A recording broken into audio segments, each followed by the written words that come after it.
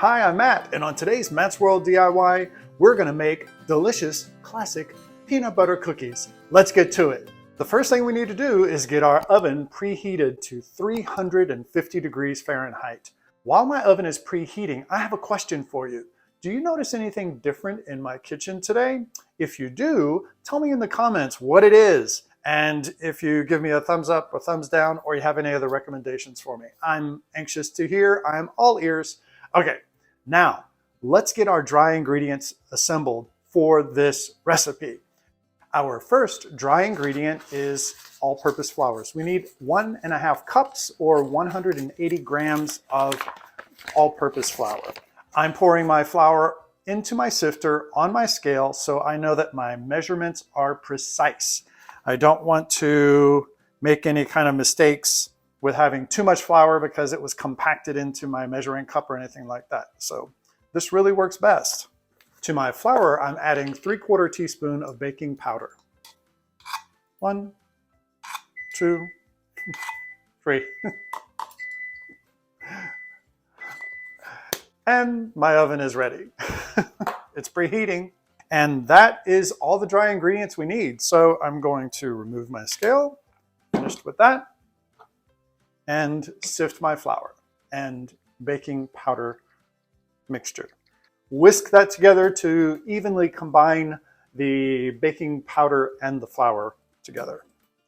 That's done, set it aside. Now we're gonna get to our wet ingredients, and I have a big surprise. I got a stand mixer. I'm so excited. I've already used it once. I used it while I was making this peanut butter cookie recipe before, so I know it works and I know it does a great job. It's not the big name brand, but it's sufficient for what I need, and I'm happy to have it because I've learned that a stand mixer can be a wonderful addition to the kitchen. So we're going to assemble our wet ingredients and get that started in our stand mixer. We're going to fit it with a paddle attachment, and I'm going to add 1/2 cup of butter to the bowl. Now this butter is at room temperature, and you can see that, if you try to use this cold, again, baking with cold ingredients is not a wise thing. So room temperature ingredients are the best. So you see on my butter, I can press it and it indents slightly and it's good. So I will have that in the bowl, and I will add to it 1/2 cup of regular granulated sugar, as well as 1/2 cup of lightly packed brown sugar. Set this down, and we're going to cream those ingredients together and then come back when that's done. Whoa, whoa, whoa, whoa, whoa. How about I try this again? So cream the butter and the sugars together, and then we'll be right back. You may find that you'll have to scrape the bowl down if your ingredients are, some of them are sticking down to the bottom of the bowl. So I'll do that right now. Yeah, because it's very well creamed in places, and other places there's still like a little bit of separation. Now I want to add to that 1 cup of peanut butter. I have my 1 cup of peanut butter in my bowl, and I'm going to mix that up until it's combined. My peanut butter is well combined with my sugars and my butter. Looks really good. It actually has lightened up. It looks like it's very light and fluffy, and I'm going to scrape my bowl down while I have a moment. And then to this mixture, I'm going to add my 1 egg and 1 teaspoon of vanilla. Let's blend this until it's combined as well. My mixture is a lot more loose now and liquefied, and I am going to scrape the bowl down just to make sure that everything is well combined in there. And then, see, because there's some peanut butter on the side wall, but overall, the mixture looks really, really good. And to this, I'm going to add my dry ingredients, my flour and baking powder. And I'm just going to dump it all in at once. There we go. I'm going to mix this until it's combined, and more than likely, I'll have to scrape the bowl down and just do a little hand mix at the end, and then we'll be ready to put this on the baking sheets. My dough is ready, and now all I have to do is get my cookie sheets. I'm going to use a spoon, a tablespoon, to spoon out the cookie dough from the bowl and onto my cookie sheet. As an FYI, two things. Number one, Ted 2 has joined me. Can you find him in the video? Do you see him anywhere? In a reflection somewhere, perhaps? I don't know. And the other thing is, have you noticed anything different in the kitchen? Again, let me know in the comments below.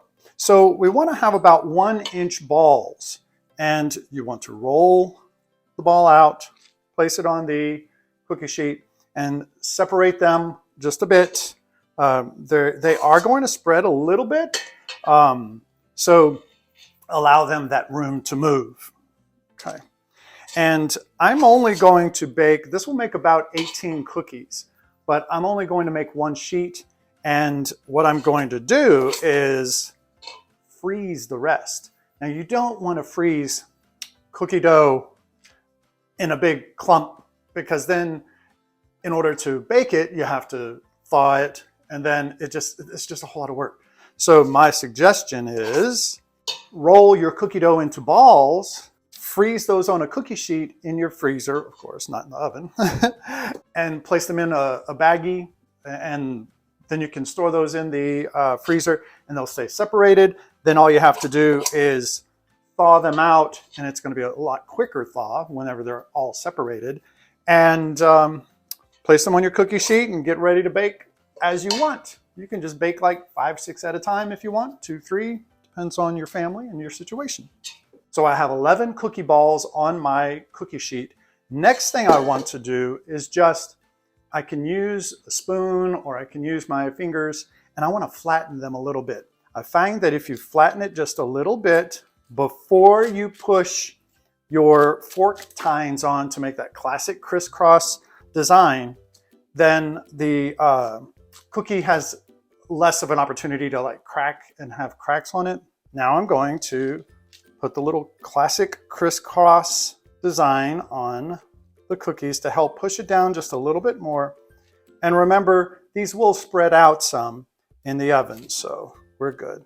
I find it's easier when you're doing this to do like a rocking motion of the crisscross pattern on the cookie, because whenever you want to lift, if you lift straight up, the whole cookie wants to come off of the tray.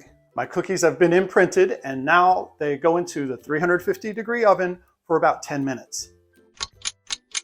Yes, these are perfect. You'll notice that the cookies are a little bit brown on the edges, and the centers are, of course, a little lighter.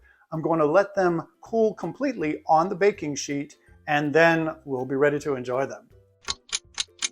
I can't tell you how quickly these come together. It's so easy to make this awesome classic peanut butter cookie. So now it's time for a taste. This classic peanut butter cookie is so delicious, and the beauty is they come together so quickly and easily. I hope you get a chance to make this recipe, and if you enjoyed this video, please remember to subscribe and give me a thumbs up, and also check out some of my other cookies on my cookie playlist. I'll see you next time.